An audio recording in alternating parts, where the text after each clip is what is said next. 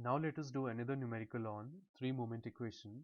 So the question is, a continuous beam ABCD simply supported at A, B, C and D is loaded as shown in figure. So now we have three spans AB, BC and CD. So we have to find out the moments over the beam, and then we have to draw the bending moment diagram and the shear force diagram. See, we know that in order to draw the bending moment diagram of a continuous beam, we first have to draw the free moment diagram, and then after superimposing it with the end moment diagram, we can get the total bending moment diagram of the continuous beam. And in the three moment equation, we also know that we can take two consecutive span at one time, but here there are three spans.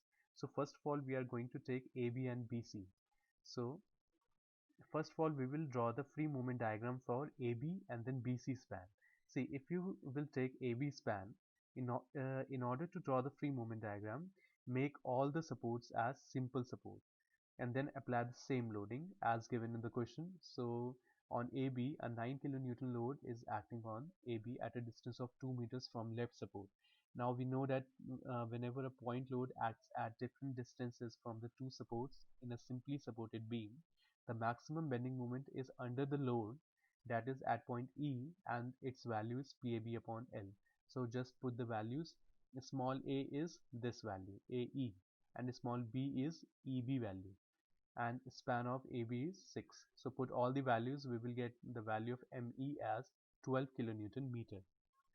Now we will find out the free movement diagram for BC span. So draw BC span, make all the supports as simple support and apply the same loading as given in the question. Now this is the same case as that of span AB. So the value of maximum bending moment will be under the load and it will be PAB upon L. So after putting the values, the value will come out to be 9.6 kilonewton meter. See, now we will draw the combined free bending moment diagram for the span AB and BC. So this point is A, this point is B, this point is C. Now in free bending moment diagram, we have considered A, B and C as simply supported, and we know that the bending moment at simple supports is 0. So the value of MA, MB and MC will be 0 in this diagram.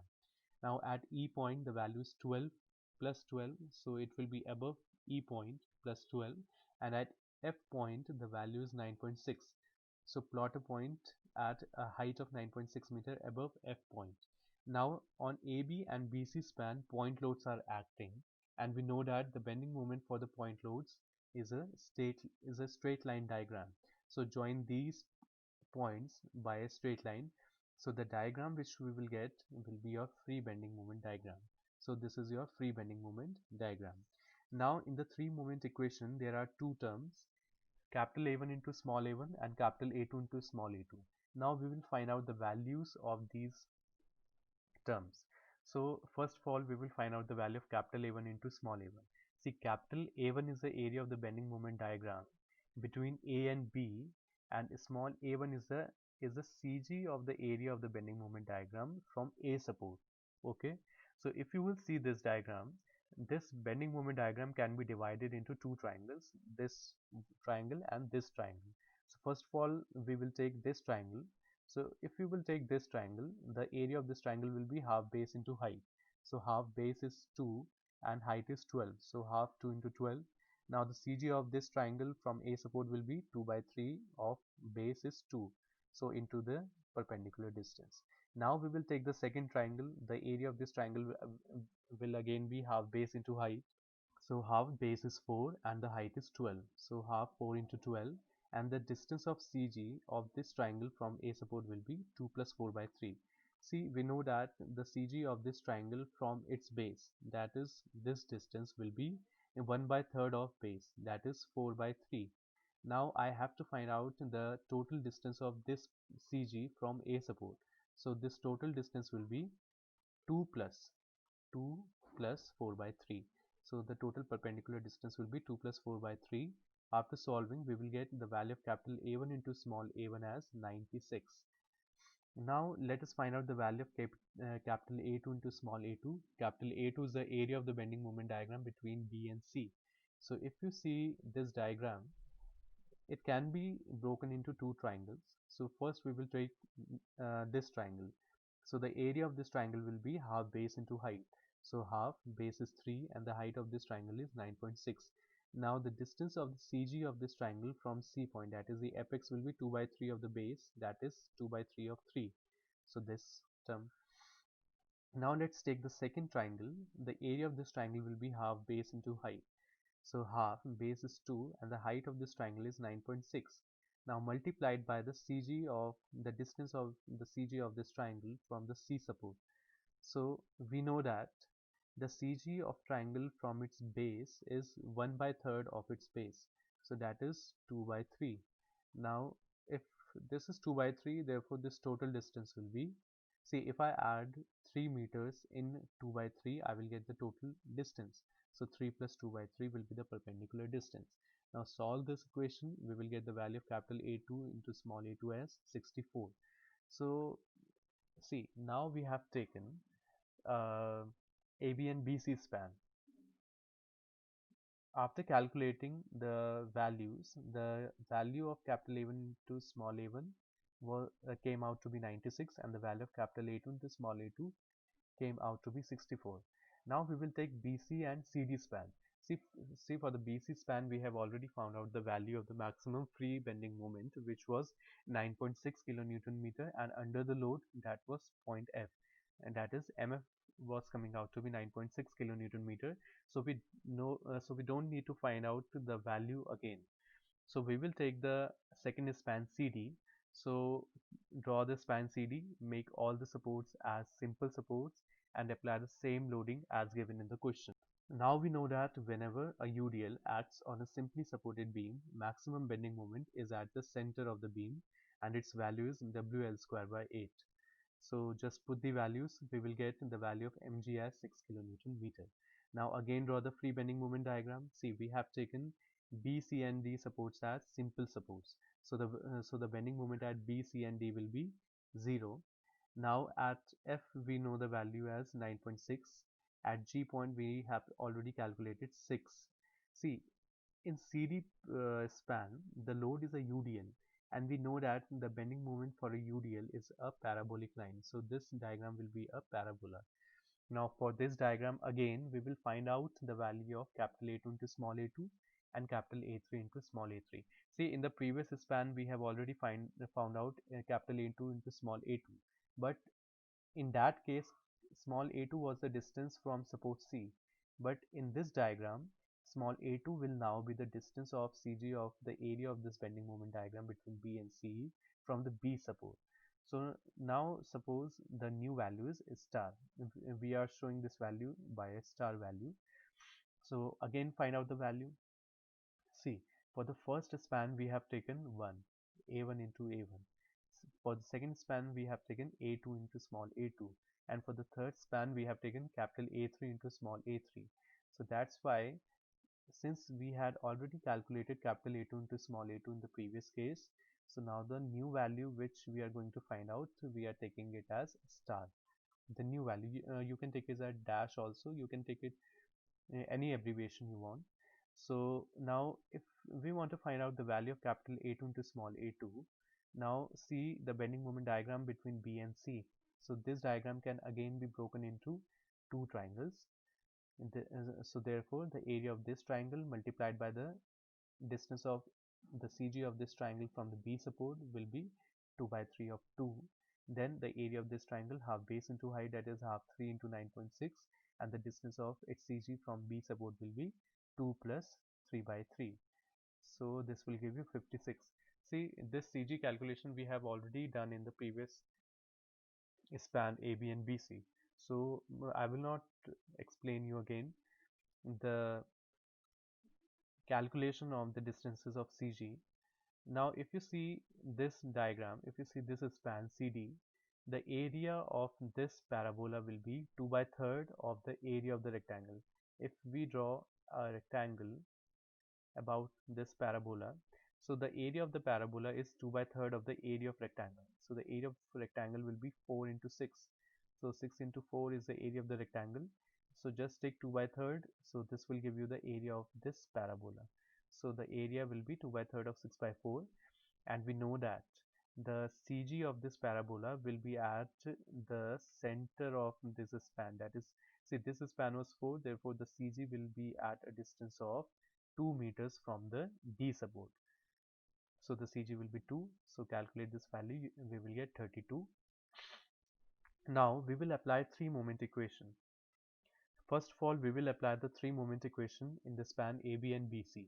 So for AB and BC span, MA, MB and MC will be there. See, AB span was 1 span, so this will be A1, A1. And BC span was second span, so this abbreviation will be A2, A2. See, now if you see in the question which is given, the end supports, that is A and D supports, are simple supports, and we know that at simple supports the bending moment is 0. So we can take MA and MD equal to 0. So when we will apply this equation, we can take MA equal to 0 because it is your end moment and it is simply supported, therefore it will be 0. So after putting MA equal to 0 and after putting the values of A1, A1 and L1, see, L1 is the length of span AB, L2 is the length of span BC. So after solving this, we will get one more equation which will be 22 MB plus 5 MC equal to minus 172.8. So this is the equation by applying 3 moment equation for span AB and BC. Now we will apply 3 moment equation in the span BC and CD. Now the equation will be in terms of MB, MC and MD.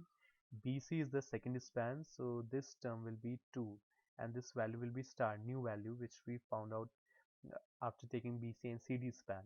And CD is the third span, therefore we will take A3 term, the third abbreviation term. Now, as we already discussed, MD will be 0, so we can put MD equal to 0, and after putting all the values of A2 into small a2 star and A3 into small a3, the equation will come out to be 5 MB plus 18 MC equal to minus 115.2. Now we can solve these two equations simultaneously, and after solving these two equations simultaneously, the value of MB will come out to be minus 6.83 kilonewton meter, and after putting the value of MB in equation number 3, we can get the value of MC, which will come out to be minus 4.48 kilonewton meter. See, now we have to draw the total bending moment diagram, and we know that the total bending moment diagram of a continuous beam is the summation of free moment diagram and the end moment diagram. So first of all, we will draw the free moment diagram, which was like this, and then we will draw the end moment diagram. See, MA and MD were 0. MB was found out to be minus 6.84. See, we are showing the minus value above the axis so that this plus and minus values can be overlapped and we can get the resultant bending moment diagram. So at B, the value of the bending moment came out to be minus 6.84, and at C point, the value of the bending moment came out to be minus 4.48 kilonewton meter. And see, just join these points by a straight line and then overlap these two diagrams, so we will get the resultant bending moment diagram. See, when we will overlap these two diagrams, this area, and this area will coincide with each other. So see, the same positive area and the same negative area are coinciding, so therefore they will nullify each other, so this area will not contribute to the bending moment.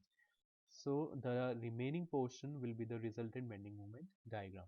Now we have to draw the shear force diagram. In order to draw the shear force diagram, we need to first find out the support reactions, and in order to find the support reactions, what we will do, see, first draw the diagram of the continuous beam. Now we have already found out the value of the moment at B point, which was minus 6.84 kilonewton meter.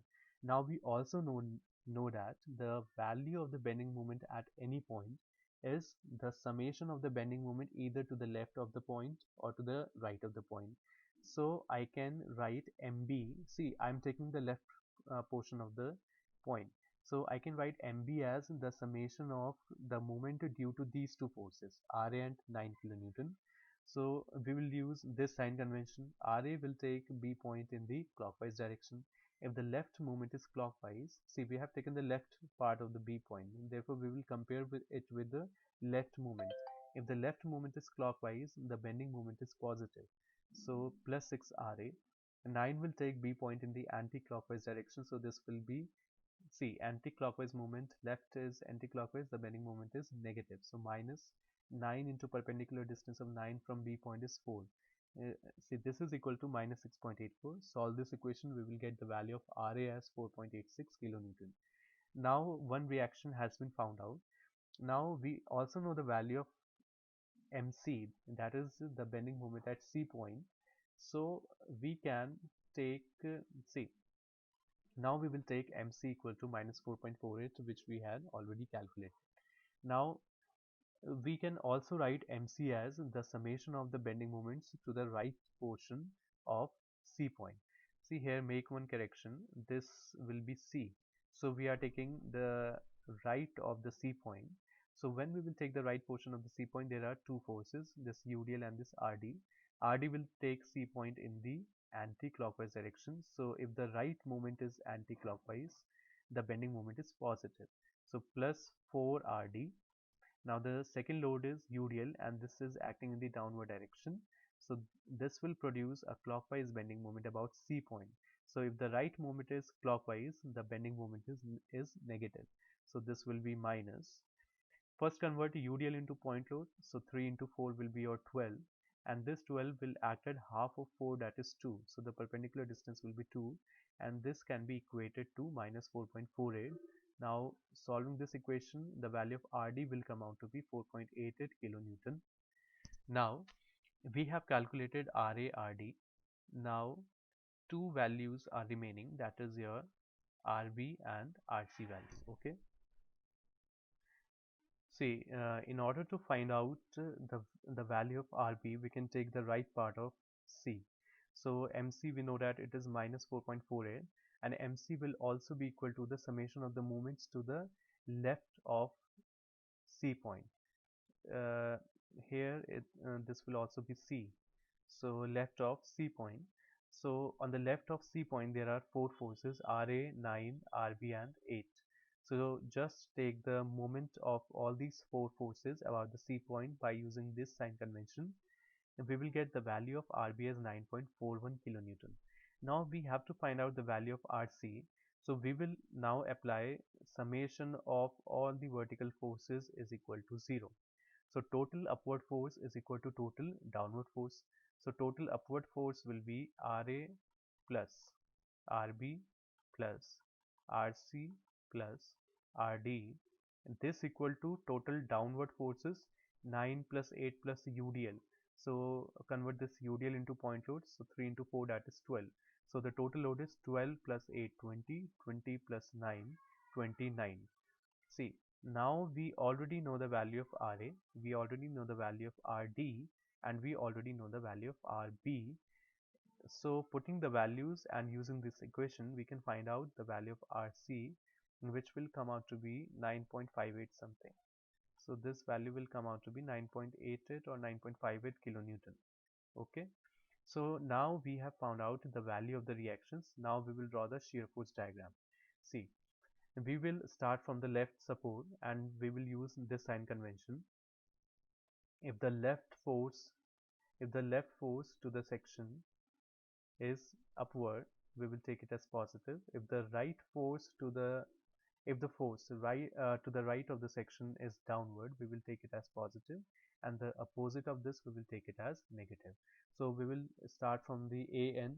If we know that the shear force at the end support is equal to the reaction at that support, so therefore VA equal to RA, which the value is 4.86.